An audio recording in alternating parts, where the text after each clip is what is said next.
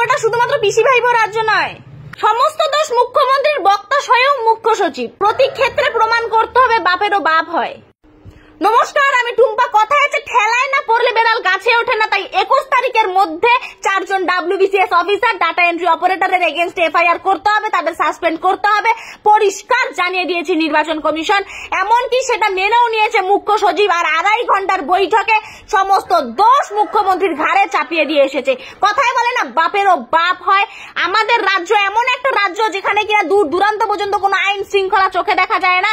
এমনকি সংবিধান প্রত্যেকটা মুহূর্তে সংকটে থাকে, যখন তখন যা খুশি তাই হয়ে যেতে পারে।